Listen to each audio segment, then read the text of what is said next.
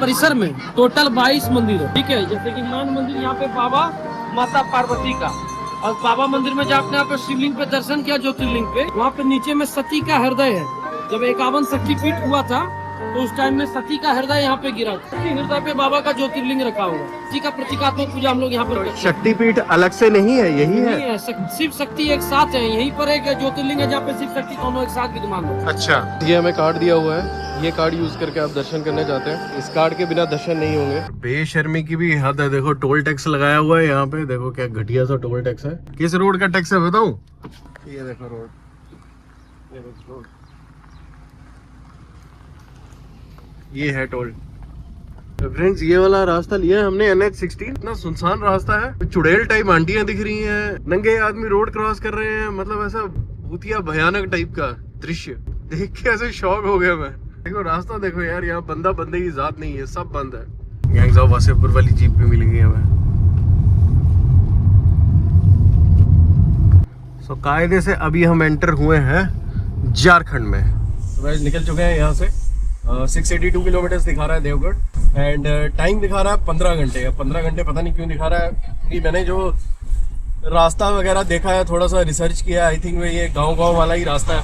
हो सकता है उसकी वजह से टाइम लग जाए, बट और कोई ऑप्शन तो है नहीं। जो गूगल बताएगा वही देखना पड़ेगा। हालांकि ये 2 रास्ते दिखा रहा है, अब देखते हैं। बेस्ट सूटेड जो है वही सिलेक्ट करूंगा मैं। ये मोस्टली NH-16 है या शायद 19 है, मुझे पता नहीं। Friends, as per the Google maps हम क्रॉस कर रहे हैं नीमापाड़ा। नीमापाड़ा से ये अभी तो नेशनल हाईवे कुछ भी नहीं आया है, अभी स्टेट हाईवे पे ही कंटिन्यू कर रहे हैं हम। यहाँ पे वही एज यूजुअल, ज़्यादा मतलब आप डिस्टेंस कवर नहीं कर सकते क्योंकि बीच में ट्रैफिक है।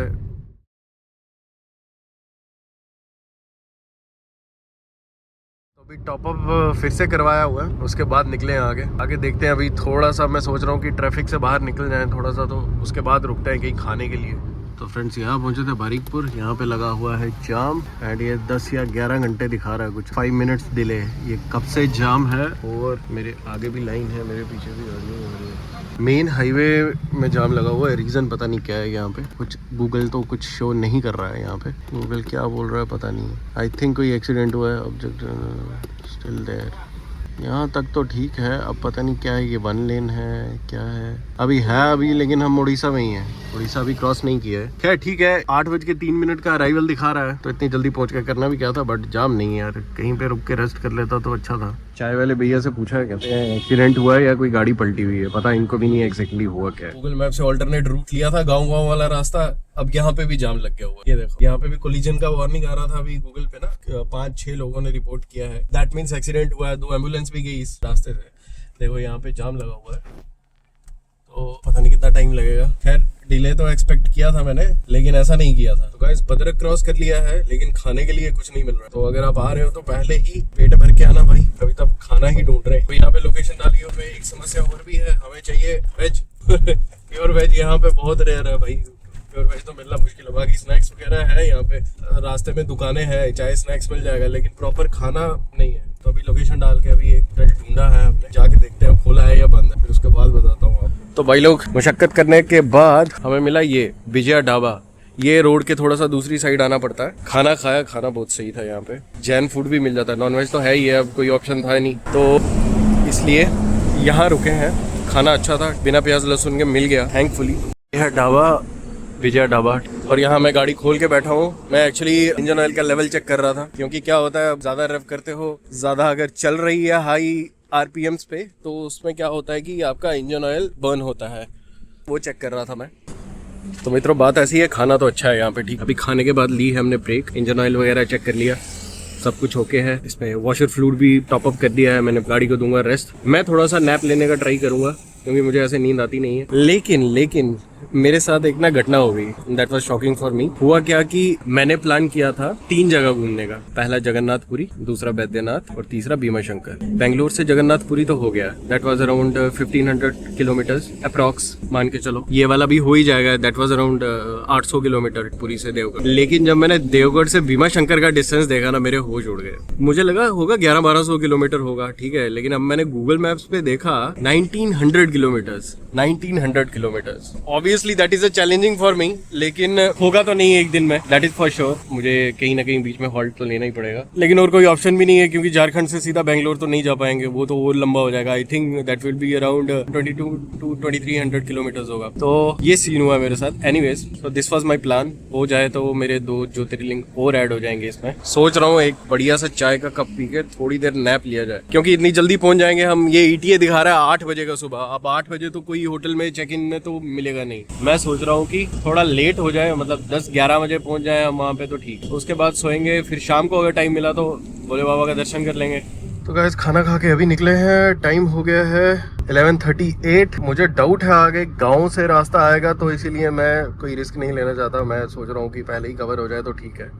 तो जितना हाईवे कवर हो पाएगा तो उतना कर लेंगे, तो इसीलिए मैं निकल गया। नींद मुझे आई नहीं, वहाँ पे रुकने का कोई फायदा था नहीं, तो इसीलिए प्रस्थानम भोलेनाथ का नाम लेके निकल गए आगे। भाई लोग, यहाँ पे 2 ऑप्शन आते हैं, NH16 और NH18। मुझे नहीं पता कौन सा सही है, और मैं NH16 ले रहा हूँ। एक कोलकाता वाला है, एक बारीपाड़ा करके कुछ नाम है।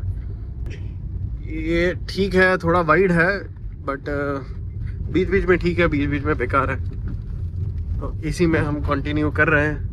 तो फ्रेंड्स, ये वाला रास्ता लिया है हमने NH16। इतना सुनसान रास्ता है, चुड़ैल टाइप आंटियां दिख रही हैं, नंगे आदमी रोड क्रॉस कर रहे हैं। मतलब ऐसा भूतिया भयानक टाइप का दृश्य देख के ऐसे शॉक हो गया मैं। देखो रास्ता देखो यार, यहाँ बंदा बंदे की जात नहीं है, सब बंद है। रोड की हालत देख लो, मतलब अनइवन सा रोड है, बेकार सा। और मैं ज्यादा स्पीड पे चल भी नहीं रहा हूँ, 70, 80, 90 मैक्स। मित्रों, ये है नो मैंस लैंड। छोटी छोटी दुकानें हैं चाय की, और चाय इतनी घटिया, मतलब आधू खराब हो जाए पी के। यहाँ से कोलकाता 214, रानीगंज 254। ये है पुराना NH60, पुराना हाईवे चेन्नई कोलकाता वाला। और यहाँ से एक और रास्ता है, लेकिन हम ले रहे हैं ये वाला। 2 रास्ते हैं, but we have taken. Road ठीक है, ट्रैफिक नहीं है, लेकिन बिल्कुल सुनसान है एकदम। दिन में आ रहे हो तो ठीक है, रात के लिए नॉट रिकमेंड। तो मित्रों, ये आया है नाका, and we have entered West Bengal, सीधे उड़ीसा से वेस्ट बंगाल। ठीक है, ये नाका चेकिंग हो रही है यहाँ पे, पता नहीं पेपर वेपर चेक करेंगे। तो हम हो चुके हैं सीधा एंटर वेस्ट बंगाल में। First time in my life Bengal की धरती पे टायर रख रहा हूँ, नॉट कदम। बारिश हो रही है हल्की हल्की, इंसान एरिया बारिश और बंगाल। दीदी का स्टेट बैंक घुस गया है, लॉर्बो कॉर्बो जीतबो। अभी हम खड़गपुर क्रॉस कर रहे हैं, कोलकाता 132, लेकिन अपने को जाना नहीं है कोलकाता अभी। आई थिंक यहाँ आगे से चेंज होगा। Welcome to Vidyasagar industrial park, Kolkata 132 किलोमीटर। कहाँ सोचा नहीं था कभी यहाँ पे कोलकाता से होके जाऊंगा। वो देख टाटा हिताची का प्लांट। तो गाइस, वो वाला नेशनल हाईवे छोड़ के यहाँ पे निकले हैं। ये है NH14, और रास्ता क्या इतना गंदा है, कोई दुकान नहीं, कोई कुछ नहीं, और ऊपर से धुंध पड़ी है वो अलग। डिवाइडर भी नहीं है बीच में, कहीं रुकने की जगह नहीं है। दुकान तो भूल ही जाओ, यहाँ पे चाय वाय की कोई दुकान नहीं खुली हुई, सब बंद पड़ा हुआ, सब बंद। धुंध। पिछले 10 किलोमीटर से मैं 30-40 की स्पीड से चल रहा हूँ, दिखाई नहीं दे रहा कुछ भी। 287 किलोमीटर रिमेनिंग दिखा रहा है। सुबह के हो गए 5:30। रोड ऐसी है, मतलब क्या बताऊँ, जब से मैं पुरी से निकला हूँ ना, मैंने 100 से ऊपर चलाई ही नहीं गाड़ी, चलाने का मौका ही नहीं मिला। जब से वो NH16 छोड़ा है तब से नहीं। स्पीड ब्रेकर इतने हैं, मतलब हद पार, आप इरिटेट हो जाओगे, ऐसा रास्ता है। अभी देखो 239 किलोमीटर दिखा रहा है देवगढ़ यहाँ से, लेकिन टाइम दिखा रहा है 6 और 6 घंटे टाइम दिखा रहा है। और यहाँ पे आप मतलब तेज चला नहीं सकते, मतलब रोड में बम्प्स हैं, स्पीड ब्रेकर तो मतलब हद पार, सोच भी नहीं सकते। और कोई डिवाइडर नहीं है, आप देखो सामने से लाइट फट रही है, सब हाईवे में चल रहे हैं यहाँ पे सब।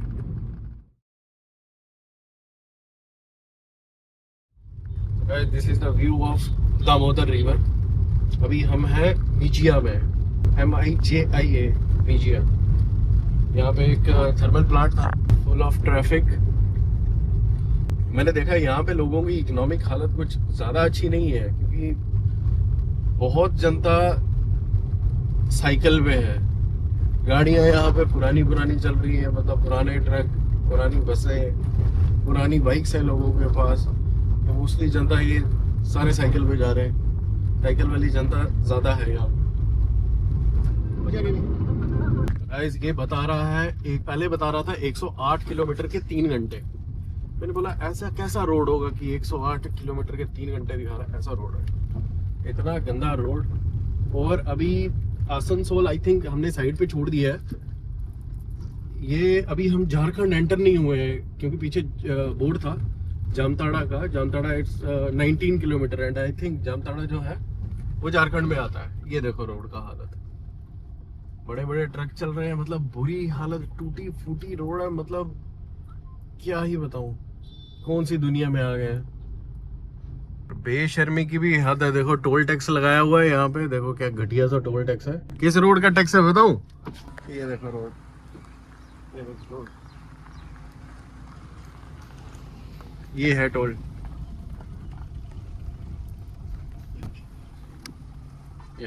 और आई थिंक यहाँ से वेस्ट बंगाल की सीमा समाप्त होती है। Thank you West Bengal. और यहाँ से जामताड़ा 20 किलोमीटर। वो देखो गैंग्स ऑफ वासेपुर वाली जीप भी मिल गई हमें। सो कायदे से अभी हम एंटर हुए हैं झारखंड में। तो मित्रों गुस्ताखी माफ़, इसके आगे मैं कुछ कैप्चर नहीं कर पाया क्योंकि मेरे फ़ोन का स्टोरेज फुल हो गया था और गोप्रो भी मर गया था मेरा।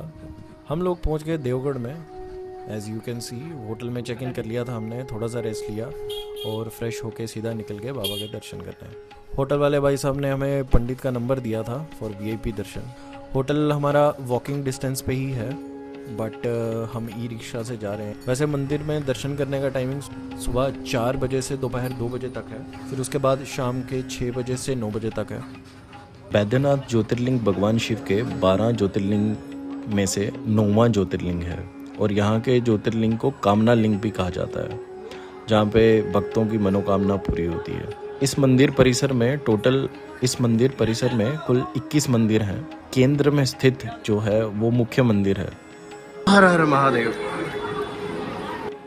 तो मित्रों सावन के महीने में यहाँ दुनिया भर से लोग आते हैं और सुल्तानगंज में जो गंगा जी हैं वहाँ से जल लेकर 108 किलोमीटर पैदल यात्रा करते हैं और यहाँ पे के जल चढ़ाते हैं।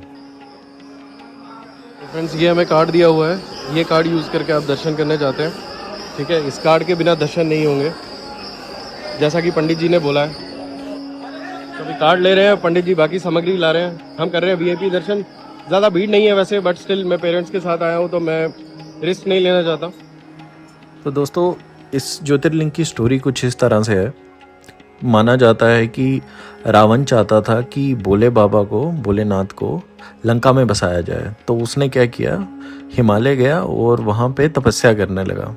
उन्होंने भोलेनाथ को प्रसन्न करने के लिए अपने एक एक करके सर काटने, तो जब उन्होंने 9 सर अपने काट दिए तो वहीं भोलेनाथ प्रकट हुए और वैद्य के रूप में उन्होंने रावण की पीड़ा का उपचार किया और रावण को वरदान दिया। वरदान में उन्होंने अपना शिवलिंग, आत्मलिंग दिया उनको और ये शर्त रखी कि जिस स्थान पर ये शिवलिंग स्थापित हो गया वहीं पे स्थापित हो जाएगा परमानेंटली। जब रावण आत्मलिंग को लेकर लंका जा रहे थे तो देवताओं ने वरुण देव को कहा रावण को लघु शंका की आवश्यकता है। रावण जब लघु शंका के लिए जाने लगे तो उसे एक ग्वाला दिखा। वो ग्वाला कोई और नहीं था, वो विष्णु भगवान थे। तो रावण ने उस ग्वाले से शिवलिंग पकड़ने की विनती की और खुद लघु शंका करने चला गया। उसके जाते ही विष्णु जी ने क्या किया कि शिवलिंग को जमीन पर रख दिया, जिससे वो शिवलिंग वहीं स्थापित हो गया और यही शिवलिंग बैद्यनाथ धाम के रूप में पूजा जाने लगा। तो रावण ने क्या किया, रावण ने लाख कोशिश की पर वो शिवलिंग जमीन से हिला नहीं। तो गुस्से में आकर उस शिवलिंग को जमीन में दबाने की कोशिश करी उसने।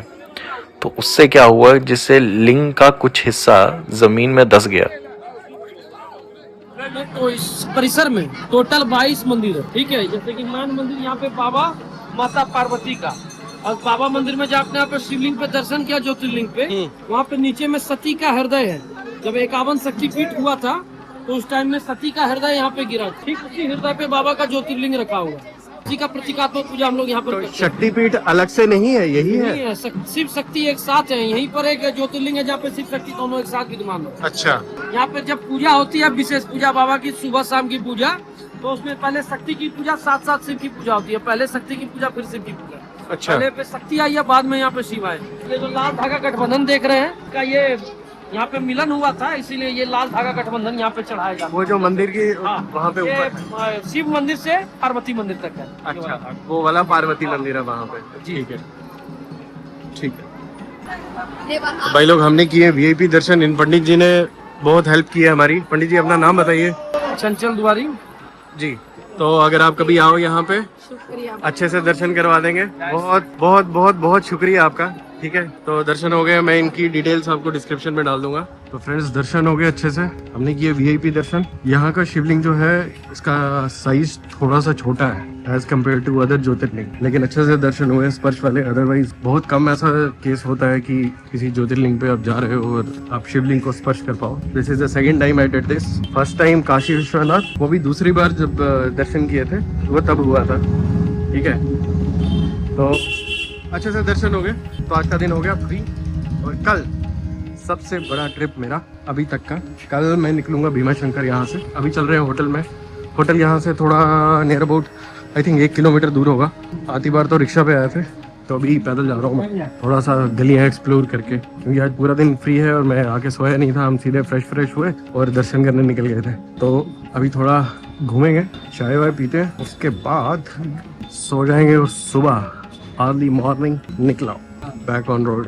तो वैसे मैं बता दूं आपको, वीआईपी दर्शन क्या है। ऑफिशियल जो टिकट है वो 300 रुपये की है, प्लस ये जो पंडित लोग होते हैं थोड़ा सा एक्स्ट्रा लेते हैं, जो प्रसाद और जल वगैरह चढ़ाते हो 200-300, प्लस इनकी दक्षिणा वगैरह कुछ होती है, तो वो 600-700 के करीब बैठ जाता है। तो ध्यान रखिएगा, टाइम बच जाता है, दर्शन अच्छे से हो जाते हैं, सबसे बड़ी बात। अदरवाइज वो क्या है, नॉर्मल जनता को धक्के भी बढ़ रहे होते हैं, आपने शायद देखा होगा वीडियो में। और जो होटल मैंने लिया है, लॉर्ड कृष्णा होटल, अच्छा है, मैं भी आपको दिखाता हूँ। तो मंदिर से होटल की तरफ आ रहे थे पैदल। रास्ते में ये एक जगह है, इसको बोलते हैं शिव गंगा। ठीक है, यहाँ पे कुछ कुंड सा है, पानी बहुत गंदा है, पानी गहरा है, आगे जाना मना है, ये बोर्डिंग बोर्ड लगे हुए हैं। और विडम्बना देखो यहाँ की, वो एक बंदा है, एक लड़का देखो बाइक धो रहा है। पता नहीं यहाँ पे धोना अलाउड है या उसको पता नहीं है या क्या हो रहा है, मतलब पीने लायक या नहाने लायक पानी भी नहीं है, not at all good. Anyways, माहौल ठीक है यहाँ पे, तो यहाँ भी आ सकते हो। ये मात्र मंदिर से आई थिंक 400 मीटर दूर है, तो यहाँ पे भी आ सकते हो।